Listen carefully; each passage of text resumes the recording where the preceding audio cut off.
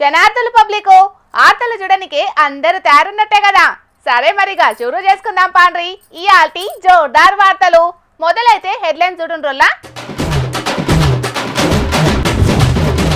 Urea కొరత లేదంటే MLA Kadiyam, రైతులంతా ముచ్చట తెలిసి అవుతున్నారు గరం గరం.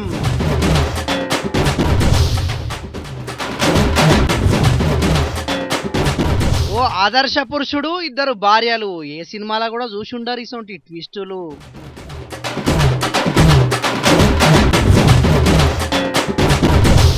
పెద్ద సార్కు చెప్తే సీసీ కెమెరాలు తీసిర్రని తోటి విద్యార్థులు కాల్చిర్రు ఇస్త్రీ పెట్టతోని.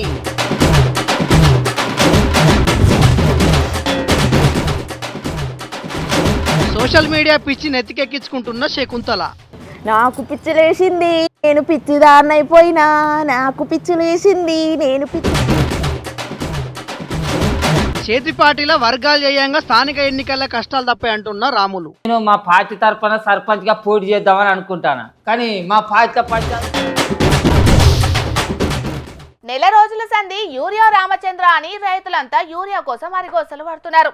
టీవీలు పెట్టినా పేపర్లు చూసినా మొత్తం రైతులు తిప్పలు పడుతున్న వార్తలే కానొస్తున్నాయి. ఇక పల్క ఫోన్లో సోషల్ మీడియా ఓపెన్ చేస్తే మాత్రం చెప్పవసం కాకుండా వస్తున్నాయి రైతుల కష్టాలు పడుతున్న వీడియోలు. కానీ ఈ యూరియా కొరత గురించి ఎమ్మెల్యే కడియం శ్రీహర్ సార్ని అడిగితే ఏమంటున్నాడో ఈయన ఎక్కడ కూడా యూరియా సమస్య లేదు. నేను ప్రతిరోజు కూడా జిల్లా కలెక్టర్ గారితో వ్యవసాయ శాఖ అధికారులతో మాట్లాడుతున్నాను, మానిటర్ చేస్తున్నాను.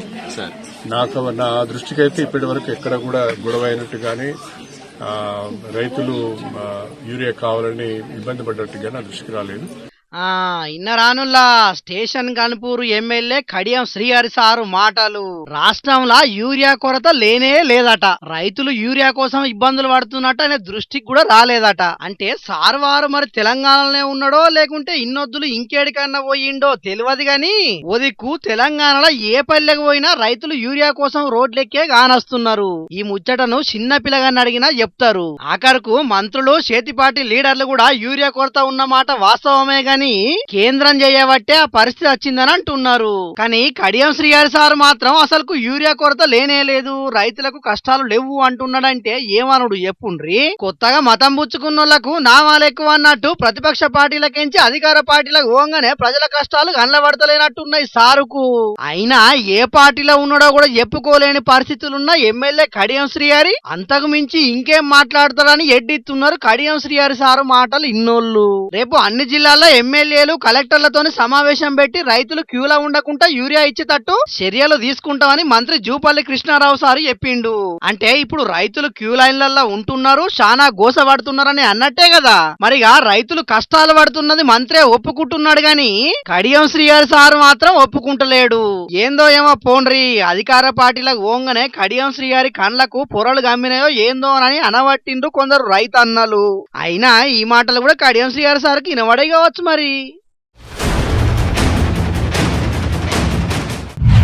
కానోడు కాకేడిస్తే ఆయనోడు రెండో పెళ్లికేర్చుండట.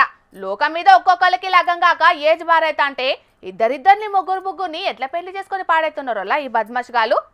ఇగో అసంటి ఖతర్నా గాడే మోపండు వరంగల్ పట్నంలో ఓ కాడ. పాండ్రి రెండిండ్ల పూజారి ఆయన మాయనే, ఆయనకి ఇద్దరు అసంటి ఓ సినిమాను చూస్తాం మీకు.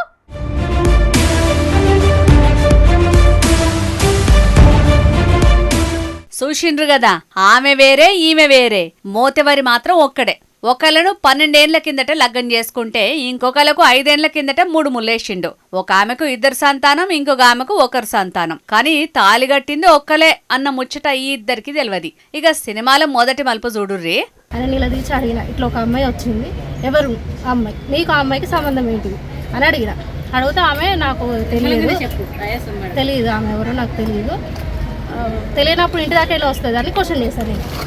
నీకు తెలియదు అంటున్నావు, తెలియని అమ్మాయి ఇంటి దాకా రాదు, ఇక్కడ ఇంతమంది ఇండ్లు ఉన్నాయి, అక్కడ డైరెక్ట్ మన ఇంటికి ఎలా వస్తుంది అని అడిగితే ఆమెకు అయ్యవ్వలు లేరు, పరిచయం అయింది, అట్టిగానే మాట్లాడుతా అన్నది, అప్పటి సంది మాట్లాడుకుంటున్నాం అని చెప్పిండట ఈ అక్కకు తాలిగట్టిన భర్త. ఇప్పుడు సినిమాల రెండో మలుపు చూడుర్రి. నేను కాలేజ్లో నర్సింగ్ చేస్తున్నా సార్. నర్సింగ్ చేస్తుంటే 5 years నన్ను లవ్ చేసి 2015లో నాకు పరిచయం అయ్యిండు.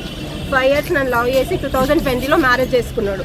మ్యారేజ్ చేసుకున్న తర్వాత పాప పుట్టిన తర్వాత ఇంకా ఇంకో పాప పుట్టిన తర్వాత నాకు ఆయనకు ఆల్రెడీ మ్యారేజ్ అయిందన్న విషయం తెలిసింది. విన్నారు కదా, మామూలుగా లెవెల్లా ట్విస్టులు. ఆమెను లగ్గం చేసుకున్నాడు, ఈమెతోటి కూడా ప్రేమాయణం నడిపిండు. 2020లో ముచ్చటగా రెండో పారి పెండ్లి కొడుకు అవతారం ఎత్తి తాలి కూడా కట్టిండు. ఓ ఆడవిల్ల కూడా పుట్టింది. గప్పుడు తెలిసిందట గీ అక్కకు వానికి ఇదివరకే భార్య ఉన్నదనే ముచ్చట తెలిసి ఇల్లు ఎనుకులాడుకుంటా పోయేటాళ్లకు ఆయన మా ఆయనే అని ఈమంటే, లేదు మా ఆయన అని ఆమె అన్నదట. గప్పుడు అర్థమైందట అందరికి ఆయనకి ఇద్దరు అన్న ముచ్చట. ఇక ఇంటర్వెల్ సీన్ ఏందంటే ఒకలెనక ఒకలు పోయి పోలీస్ స్టేషన్ గడప దొక్కిర్రు. ఇప్పుడు లగ్గం చేసుకొని మోసం చేసిండని స్టేషన్లో ఫిర్యాదు అయినరు. పోలీసుల జోక్యం చేసుకొని ఆ రెండిండ్ల పూజారిని పిలుచుకొని విచారణ చేస్తే గప్పుడు తెలిసిందట ఆయన ఒక్కడే గాని వీళ్ళే ఇద్దరన్న ముచ్చట. ఇక సినిమాలో కామెడీ సీన్ కూడా ఉన్నది, చూడుండ్రావు పారి. పిల్లలు ఉన్నాక తర్వాత నాకెట్లా నువ్వు చేసుకున్నావు అని అడిగితే అన్నాడు, మా డాడీకి 2 వైఫ్లు, నాకు 2 వైఫ్లు, నేను మంచిగా చూసుకుంటా, నీకు ఏ నష్టం ఏదో ప్రాఫిట్ నేను చూసుకుంటా అంటే. చూసినారులా వాన్ డబుల్ యాక్షను. అయ్యకి ఇద్దరని ఆ ఆదర్శ పురుషుడు ఈ ఇద్దరిని కట్టుకున్నాడట. వాని కండ్లల్లా కారం గొట్ట, మా బతుకులేం కావాలే, పుట్టిన పోరగాళ్ళని ఎవరు జాకాలే అని మస్తు బాధపడతారు ఇప్పుడు ఈ ఇద్దరు. ఈ ఇద్దరిగాక ఇంకో బాధితురాలు కూడా ఉన్నదట గాని మరి అందులో నిజమెంతున్నదో తెలియదు. ఇక ప్రీ క్లైమాక్స్ కూడా చూడుర్రి. అదన్నట్టు మరి ఈ సినిమాకు పోలీసోళ్ళు ఎసొంటి క్లైమాక్స్ ఇస్తారో చూడాలిగా. ఒక అమ్మాయికి అన్యాయం జరిగిందని వచ్చింది, అది చేసిండో తెలియలేదో భగవంతునికి తెలుసు, నా భర్తకు తెలుసు. ఆయన ఒప్పుకుంటలేడు చేసిరా అని. ఇప్పుడు ఆయనకు ఏ శిక్ష ఎత్తారో ఆ శిక్ష వేయండి. ఆయన తప్పు చేస్తే అనుభవించాలి శిక్ష. నేను కూడా అదే కోరుకుంటున్నా. నాకు అమ్మనన్న లేరు, నా పిల్లలకి నాకు అన్యాయం జరుగుతుంది సార్. నేను సూసైడ్ ప్లాన్ కూడా చేసినాను సార్. పిల్లలు అనవసరంగా ఆయన నమ్మి నేను పిల్లలను చంపుకుంటూ నేను చదవడం కరెక్ట్ కాదని ఆలోచించి నేను ఇంత దూరం వచ్చిన సార్. నాకు న్యాయం ఖచ్చితంగా జరగాలి సార్.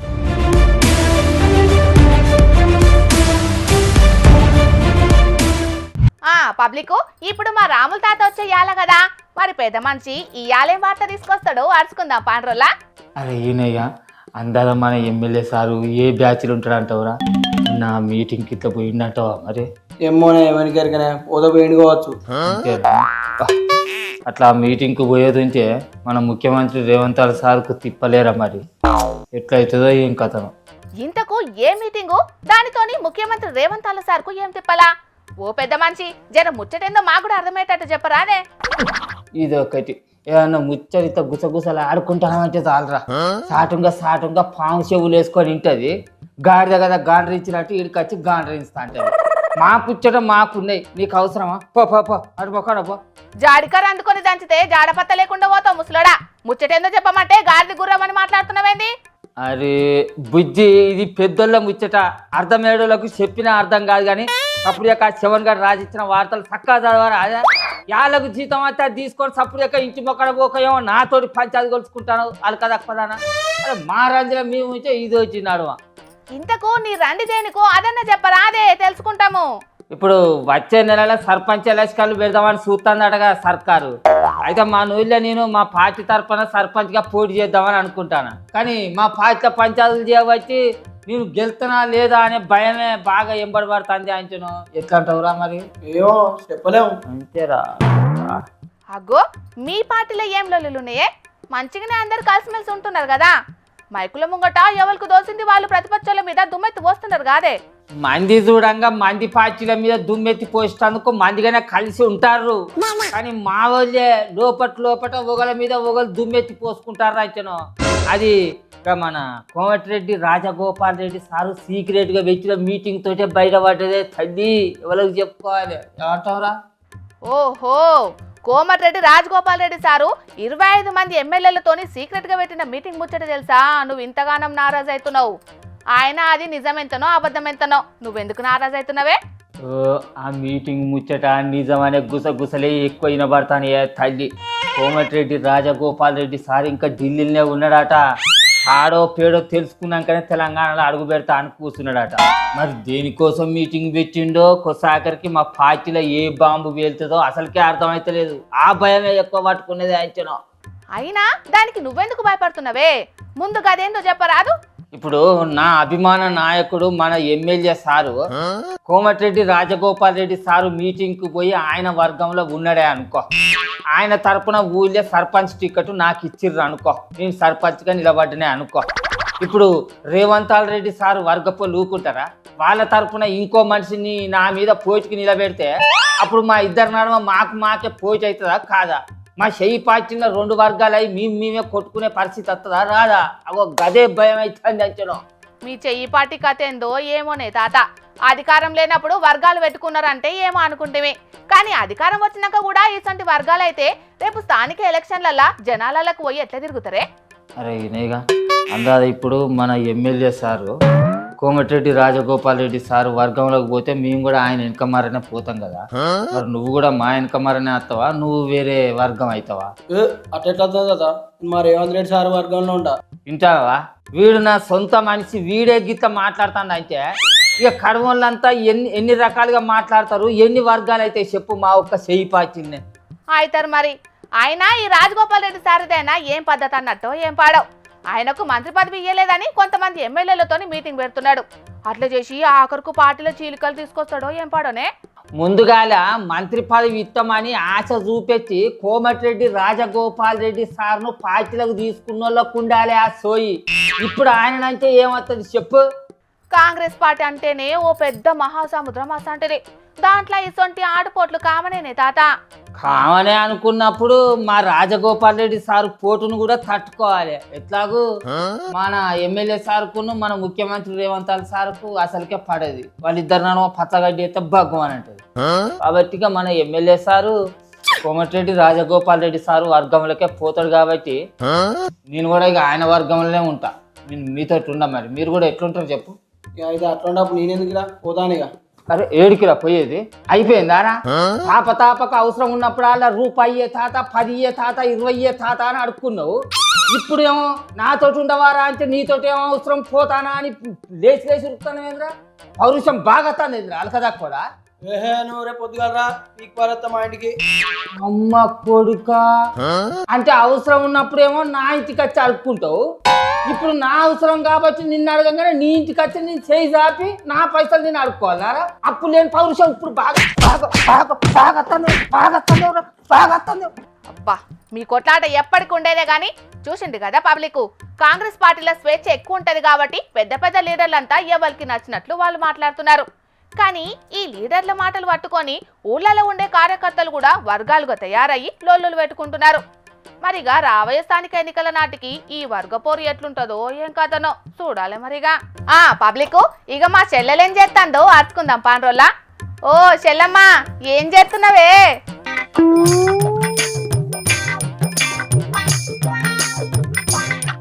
అగ్గో దీనికే మాయరోగం పుట్టింది. ఏమో ఫోన్లు ముంగట పెట్టుకొని కథలు పడతాంది. జూకర్ బర్గర్ తమ్ముని ఫేస్బుక్ యాప్ చూసుడు అయిపోయింది. ఇక మస్క్ బాబాయ్ ఎక్స్ కూడా చూసుడు అయిపోయింది. ఇక ఇన్స్టాగ్రామ్ రీల్స్ చూద్దాం.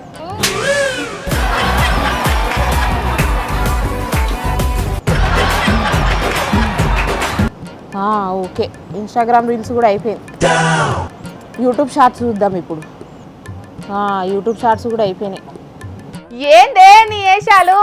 ఆ ఫోన్ లేంది నీ కథ ఏంది? నీ అవ్వ ఆ కొలువు ఎట్లయినా నాకే రావాలి. ఆల్రెడీ చేస్తున్నావు కాదే, ఇంకేం కొలు కావాలి నీకు? ఆయన 4 ఫోన్లు ముంగట పెట్టుకొని కొలువు అంటేందే? నీకేమైనా పిచ్చా? నాకు పిచ్చే, నేను పిచ్చిదాన్ని అయిపోయినా. నాకు పిచ్చిలేసింది నేను పిచ్చిదాన్ని అయిపోయినా. నాకు పిచ్చిలేసింది నేను పిచ్చిదాన్ని అయిపోయినా. డౌటే లేదు, కన్ఫామ్ గా దీనికి పిచ్చి లేచిందోలా. పిచ్చి అంటే ఎర్రగడ్డలో జాయిన్ చేసే పిచ్చి కాదే తల్లి, సోషల్ మీడియా పిచ్చి పట్టింది. సోషల్ మీడియా ఆయన కొత్తగా పట్టేదేమున్నదే? పని పాత్ర పెట్టి నువ్వు సెల్ ఫోన్ లో తలకాయ పెట్టి చూడండి ఎప్పుడు చెప్పు. నా చేత తిట్లు తినండి ఎప్పుడు. అట్లా చూస్తా కాబట్టే నాకు మంచి రోజులు వచ్చినాయి. ముంబైలో కంపెనీలో సోషల్ మీడియా పిచ్చిన్నోళ్ళు కావాలన్నట. అందుకని ఫోన్లన్నీ ముంగటేసుకున్నా. దేశంలో నేనే సోషల్ మీడియా పిచ్చిదాన్ని అనిపించుకుంటా. ఇట్లయినా కొలువు నేనే పెడతా. సోషల్ మీడియా వ్యసన పరులు కావాలను అని విరాజ్ అనే ఓ కంపెనీ సీఈఓ ఇన్స్టాలో పెట్టిన స్టోరీ గురించేనా నేను చెప్పేది? అవునక్క, నువ్వు కూడా చూసినావా?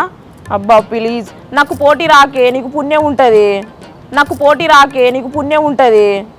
అబ్బో గంత అదృష్టం నాకెందుకు గాని ఆ జాబుకు ఇంగ్లీష్ కూడా రావాలంట కాదే. ABCDEFGHIJKLM నాకు జెడ్ దాంకచ్చు. ఇంగ్లీష్ వచ్చుడంటే ఏబిసిడీలు కాదే, ఎడ్డి మొకందానా. పదాలు వాళ్ళు కూడా రావాలే.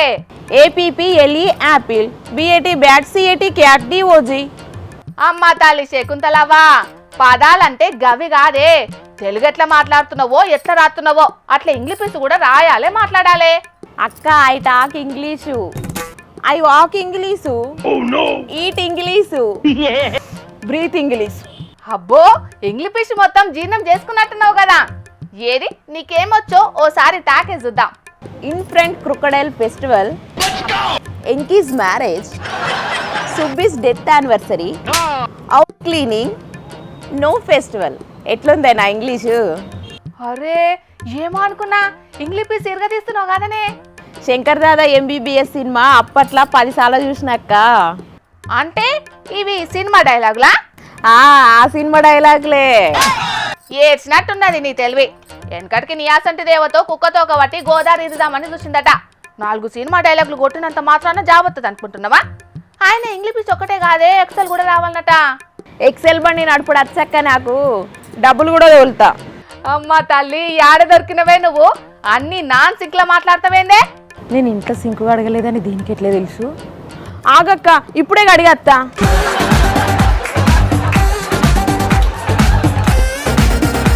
చూసింది కదా పబ్లిక్ మా చెల్లె ఇగ్రం ఎట్లున్నదో.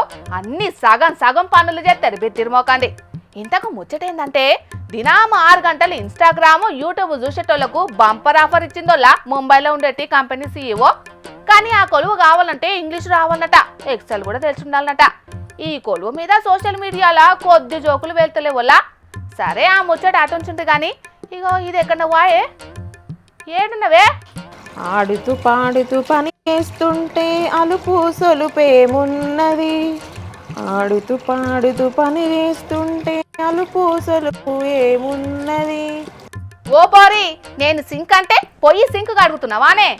ఆడుతూ పాడుతూ పని చేస్తుంటే అలుపు సొలుపేమున్నది. నువ్వే కాదే సింక్ అన్నావు. అబ్బా ఉండాల్సిన దానివేనే నువ్వు.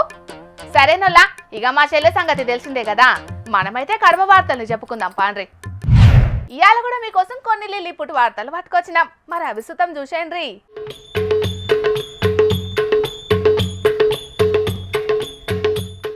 అబ్బరే బిడ్డ, చూసిన రానుల్లా ఎంత పెద్దగున్నదో షాప. కోనసీమ అంటే ఏం తక్కువ, ఒక చిన్నపాటి ఫంక్షన్ కు సరిపోయేటట్టున్నది పోన్రి. మరి గిదేదో వరదలు జయంగా కొట్టుకొచ్చిందో లేకపోతే గోదావరి నదిలోనే వట్టిందో అనుకునేరు. కాదు, కరీంనగర్ లోయర్ మానేరు డ్యాంలా చేపలు పట్టబోయిన గీ అన్న వాళ్ళకు చిక్కిందట గింత పెద్ద బొచ్చ చేప. ఇక వజన్ చూస్తే ఏం తక్కువ 25 కిలోల మీదనే ఉన్నదట. నీ యవ్వ, పొద్దాక కట్టబడ్డ 5-10 కిలోల చేపలు చక్కగా దొరికాయి. గసొంటిది ఒకటే పారి 25 కిలోల చేప వలల వడే వరకు అన్న సుతం మస్తు సంబురపడ్డాడట. మెల్లగా పట్టిన చేపను తీసుకొని వడ్డుకొచ్చే వరకు గిది చూసి ఆడున్నోళ్ళందరూ మస్తు పరిశానైనరట. డ్యాంల గింత పెద్ద చేపలు సుతం ఉన్నాయా అనుకుంటా నోరెల్లబెట్టిండ్రట ఈ అన్న తీసుకొచ్చిన చేపను చూసిన తత్తిమ మత్స్యకారులు. ఇక ఈ చేపను మార్కెట్లో పెట్టే వరకు 3,500 రూపాయలు పెట్టి కొనుక్కోయినరట. డ్యాంలా గింత పెద్ద చేప దొరికే వరకు అన్న సంబరం చిన్నగా లేదు పోన్రిగా. 3 రోజుల కూలి ఒకటే చేపతో నిల్లదీసిండని అనుకుంటాన్రట ఈ చేప ముచ్చటెరికైనా ఇంకొందరు పబ్లిక్. ఇక డ్యాంల గింత పెద్ద చేపలున్నాయని తెలిసే వరకు చుట్టుముట్టున్న ఊరోళ్ళందరూ సుతం వలలు పట్టుకొని చేపలు పట్టనికి పొద్దుగాలకెంచే డ్యామ్ కు క్యూ లైన్లు కడుతుండవచ్చని అనబట్టిండ్రు ఇది చూసిన పబ్లిక్ కొందరు. ఇప్పటిదాకా కరీంనగర్ లోయర్ డ్యాంల మత్స్యకారులకు దొరికిన పెద్ద చేప ముచ్చట్లు చూసినాం గదా. ఇగో గిడ చూడుండ్రి, ఏకంగా పొలం మల్లల్లో కూడా చేపలు పట్టనికి ఎట్లేగా పడుతున్నారో జనాలు. గిప్పటికే కొట్టిన అడ్డగోలు వానలు జయంగా వాగులు వంకలు పొంగి షెల్రు కుంటలు నిండిపోయే వరకు రోడ్ల మీదకెంచి అలుగులు వారుతున్నాయి శానా జాగల్ల గిట్లా. ఇక వరదల్ల కొట్టుకొచ్చిన చేపలు రోడ్ల మీదకి కొట్టుకొచ్చే వరకు ఆడున్న జనాలందరూ మస్తుగా ఎగబడ్డరు గిట్లా. శ్రీకాకుళం జిల్లా నరసన్నపేటలైతే తువ్వ మీదకెంచి పోయే జనాలందరూ ఆగిపోయి మరి చేపలను పట్టుకొచ్చుకున్నారు గిట్లా. కొందరు చేపలు పట్టనికి సంచులు బుట్టలు పట్టుకొని ఎగబడితే ఇంకొందరైతే ఉత్త చేతులతోనే ఆడున్న చేపలను పట్టుకున్నారు. ఇక చేపలు దొరికినోళ్ల సంబరం చిన్నగా లేదు చూడుండ్రి. నా పొలంలో మొలకలొచ్చాయి అన్నట్టు నాకో చేప దొరికిందో అన్నంత సంబరం ఎల్లబోసుకున్నారు వరద నీళ్లల్లో చేపలు దొరికినోళ్ళంతా. ఇక ఈ వీడియోలు సోషల్ మీడియాలో వైరల్ అయ్యే వరకు చేతుల వలలు లేవు, కనీసం గ్యాలాలు సుతం లేవు గాని గుండెల నిండా చేపల పులుసు తినాలనే కోరిక మాత్రం బలంగా ఉన్నట్టున్నది గిలకని అనవట్టిండ్రు చాలా మంది గిల చేపల వేట చూసినోళ్ళు.